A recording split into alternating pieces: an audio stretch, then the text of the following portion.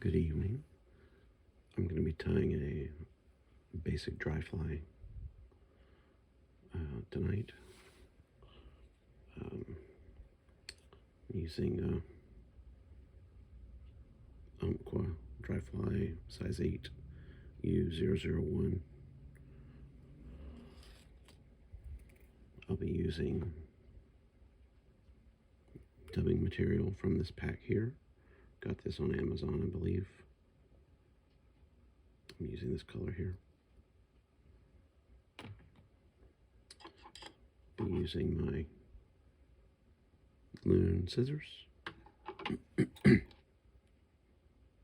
whip finisher, hackle pliers,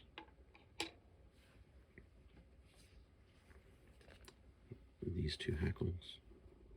I bought them that way, they came on the pack like that. And just a dab of UV glue. So we'll go ahead and get started.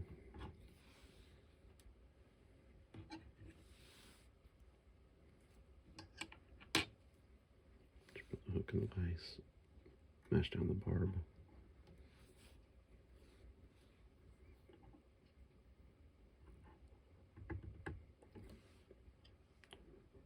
Forgot about the brown thread.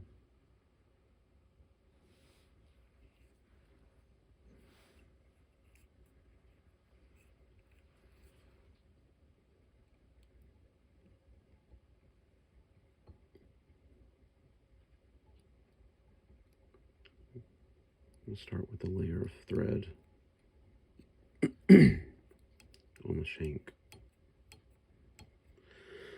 In some cases, you need this so that you'll have some color on the shank if it shows. But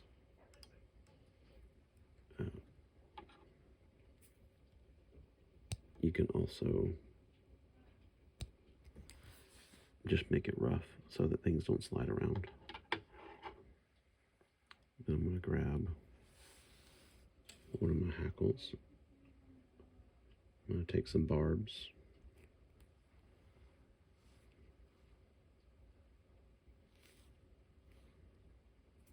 For tail.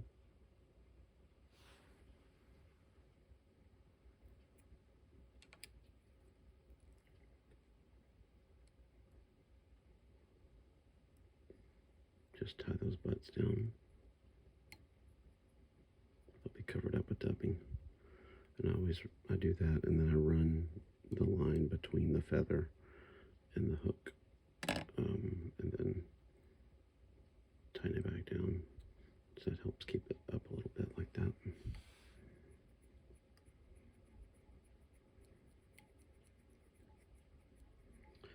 I just made that tail a little bit longer than the original, which is fine. I like them a little bit fluffy, but you can see this one is a little bit shorter. That's okay. I like it both ways.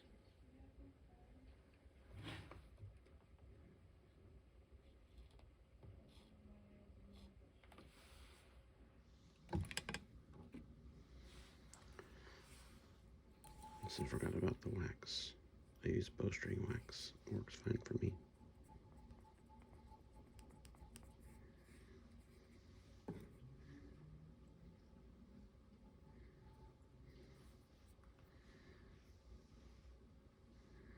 A little dubbing.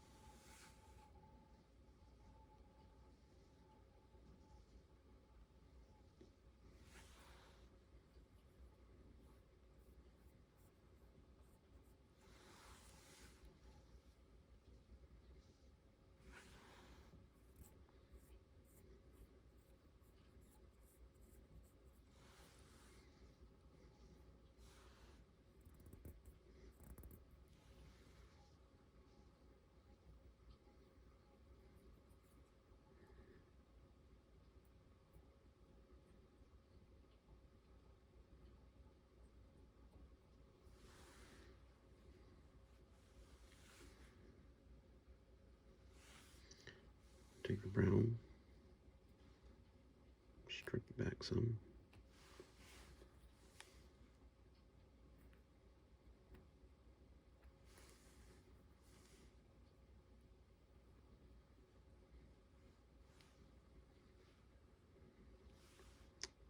And the grizzly, strip it back too.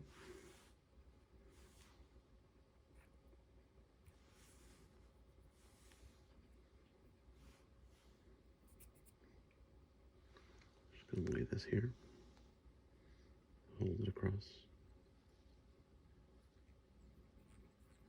A few turns to hold it. The brown, same place.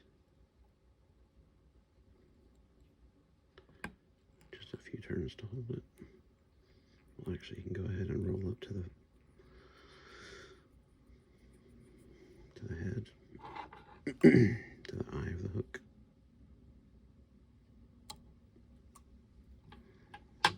Try to leave a little bit of space there. You'll end the tie-in, and then you'll make the head. So you just want to leave a little space. Now, these feathers are sold together because generally they're mixed on flies. I want to tie this one, palmer this one around first so you can see it without the red mixed in.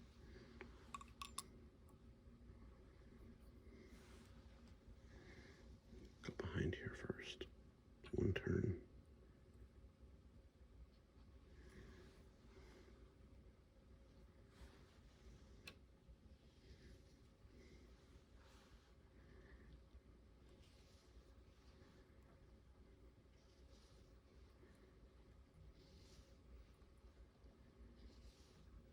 Just try to get in as many turns as I can.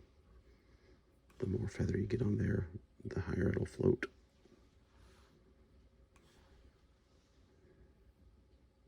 Just try to pull these barbs back so I get a clean turn.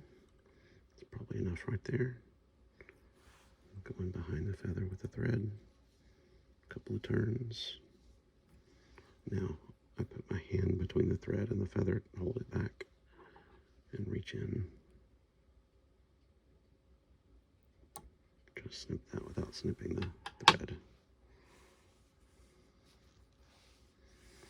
So you can see what that looks like there. How light it is. Now I'm going to roll this brown one in and mix it in.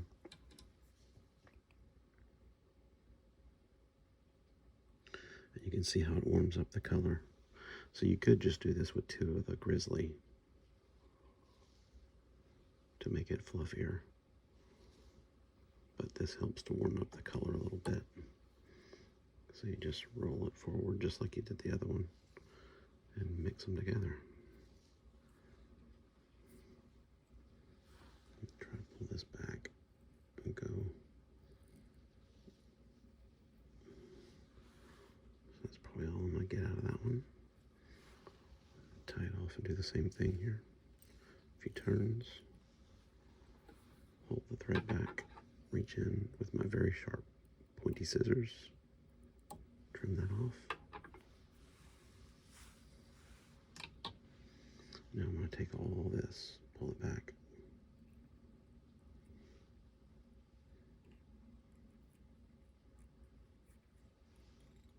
Make a few turns.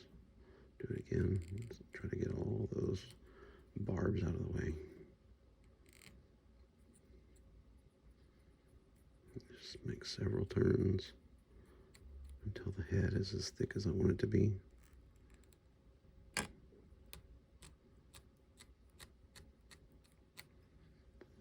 That's probably good right there.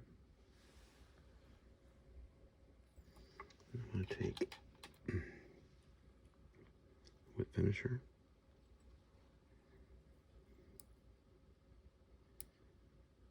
Try not to get any of those barbs. Just 3 turns is probably good. I might have just pulled that off. It's okay.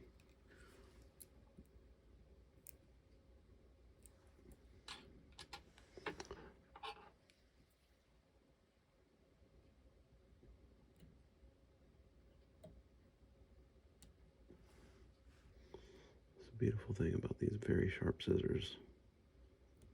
You can get in there and knock them out of there.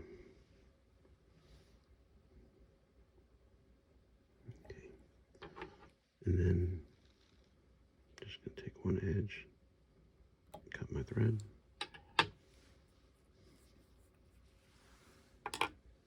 Go in, hold these feathers back. I'm actually going to pull this up some. Tilt it back so that this doesn't get in the eye before I dry it. Just a little drop.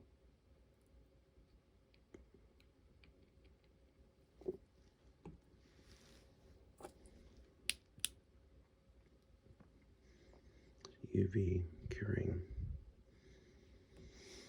resin.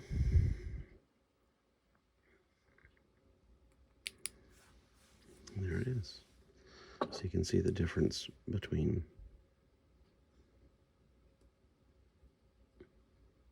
when it's just the grizzly feather and when it's the brown mixed in. It kind of warms it up.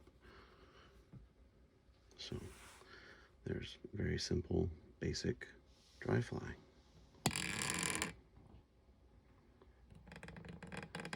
I decided to go in and tie with all of these colors just so I could see the differences in them.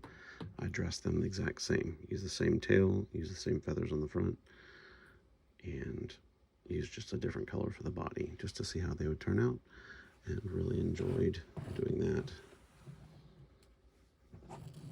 So give it a try. It's fun.